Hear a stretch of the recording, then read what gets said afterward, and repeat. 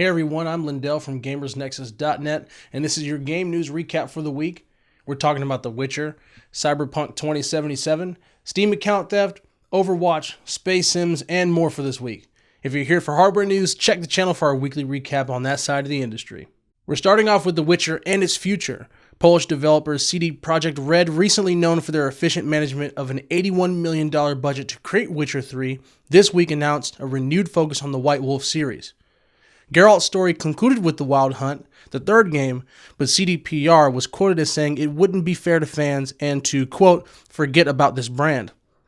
CD Projekt Red CEO Adam Kaczynski told Polish site Money.pl that 2016 would be, quote, devoted to The Witcher, thanks to the game's profound sales success.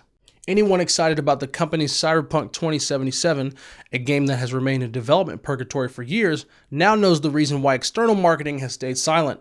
The CDPR team wants to make moves on its next phase of planning for The Witcher before announcing a release target on Cyberpunk 2077.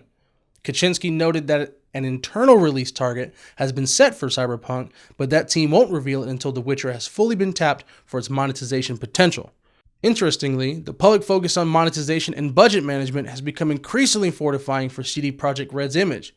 The company has managed to create multiple best-selling hits in the past few years, often on budgets severely limited in comparison to industry colleagues. In other news this week, Steam posted a message encouraging users to opt into the system's double authentication security protocol.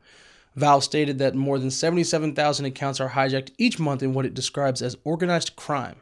The company seems to think that completely stopping this mass theft is unrealistic, instead opting to make it more difficult for account thieves by instituting new security measures. One of the measures is a trade hold, which freezes traded items for a period of time before completing the transaction. This gives rightful account holders the brief opportunity to reclaim the account and item prior to its removal from account inventory. Valve's blog explains that Steam trading is the hub of account theft. Hijacked accounts will trade away items to other accounts, then steal more, until eventually they get sold to a legitimate user. This is effectively laundering money, but in a much nerdier digital way.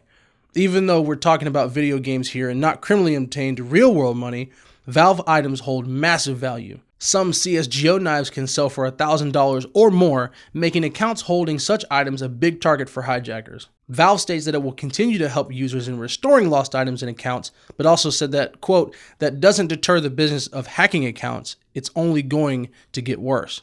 So what can you do about this? Opting into the Steam Guard mobile authenticator is the first thing to do. This also removes the trade hold. Let's move back to news that's specific to games. Elite Dangerous Horizons is a new expansion released for a space sim game that revisits a 1980s franchise.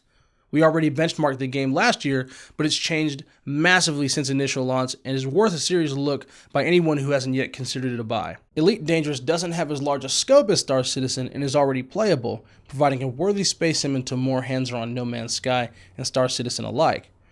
Horizons adds planet-side exploration for billions of star systems, adds buggy driving on cratered-out surfaces, and adds mechanical complexity to the game's already existing features. Players who don't much care for planet-side exploration may instead be interested in the new dogfighting arena. Similar to the concept of the Arena Commander module for Star Citizen, the dogfighting arena provides a single point of conflict for players to engage in high-speed, ship-to-ship combat. Horizons is already out and available for Elite Dangerous owners.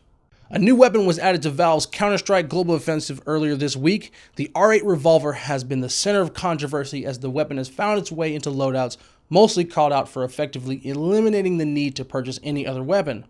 Its sheer power allows for one-shot kills with great efficiency and cost benefit. This also makes eco rounds less difficult to overcome for losing teams, empowering them in a way that immediately thrusts them back into competition. The R8 revolver is currently bugged in purchasing. It's listed as $850 purchased in the game's menu, but can be had for $700. Valve will probably nerf the weapon in the next update. We've been in discussion with Blizzard's engine team this week about Overwatch and its graphics engine, hopefully with a ton of new data that we can reveal as the game nears completion. Until that time, we're still waiting for Blizzard to continue its push through beta stages. Blizzard recently said that it hopes to add new heroes and maps as free content, not DLC, which seems like a good fusion with the somewhat unexpected payment model. Overwatch, unlike other current team shooters, is a game you pay for one time, then begin playing. Free content distribution sounds good to us. Closing us off is Epic Games' Paragon, a game that was teased a few weeks ago with effectively zero supporting information of substance.